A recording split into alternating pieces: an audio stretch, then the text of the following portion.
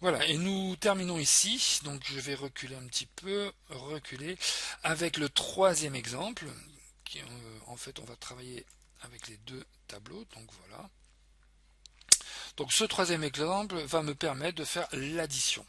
Alors ici, je vais encadrer le résultat de la fonction index par la fonction somme. Donc ici, je fais égal somme. Voilà. Donc par exemple, je peux faire ceci. Ça, c'est une somme classique que l'on connaît. Alors, le principe sera bien sûr de faire une somme sur une plage de cellules, sachant que la fonction index ne renvoie pas une plage de cellules, à la différence de la fonction décalée, qui elle peut renvoyer une plage de cellules. Donc, sachant cela, la fonction index va nous renvoyer une référence. Et bien cette référence, on va la mettre ici. Voilà. Dans la deuxième valeur, la deuxième référence de la plage de cellules. Donc on a bien ici un double point, d'accord, qui indique bien que nous travaillons sur une plage de cellules. Donc je vais appeler ma fonction index. Voilà. Donc ici, idem, je vais soit travailler à partir d'une matrice, soit travailler à partir d'une référence. Alors je vais partir d'une matrice dans un premier temps, ce qui sera plus simple. Voilà, donc j'ai ouvert, fermé mes parenthèses, et je vais rechercher l'assistant. Voilà, je suis bien sur la fonction index. Donc la matrice, eh bien, c'est la même. Ici, je vais bien l'identifier. Voilà. Le numéro de ligne, donc ici, je vais prendre les valeurs que j'ai dans l'exemple numéro 2. Voilà. OK. Je valide. Et j'ai ici 7786. Donc, voilà, donc ok, donc la position de départ, eh bien J19, voilà, et ici mon index, ma valeur, eh bien ici la deuxième et deuxième, donc 2 2. Donc si je prends ces quatre cellules, j'obtiens bien ici, vous pouvez voir avec le bouton droit de la souris sur la barre d'état de Windows, calculer la somme, et c'est bien 7326 que j'obtiens. Donc si je modifie ici, je vais aller jusqu'à la ligne 4. Voilà. Et ici, on va prendre la colonne 3. Voilà. Donc si je reprends le total ici, donc je vais faire le total égale somme pour bien visualiser le résultat.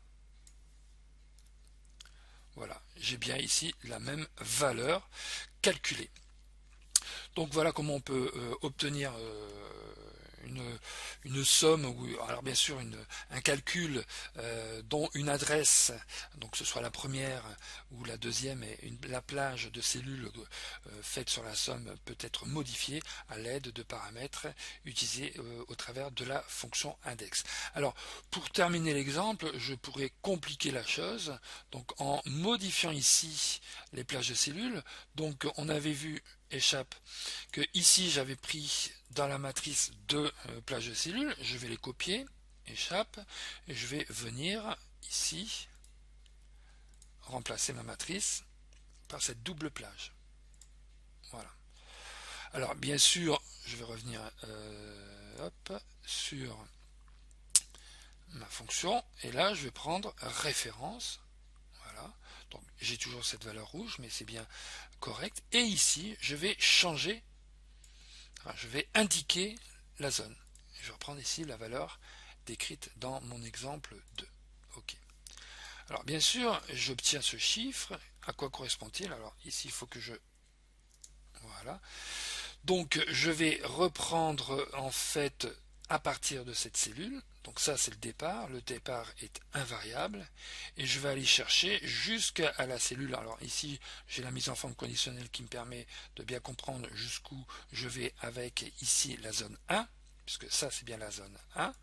Et 4e ligne, ici 3e colonne. Si je prends ceci, je dois arriver à cette somme-là. Alors je vais changer la plage. Voilà. Valider. Et regardez, j'ai bien le bon résultat.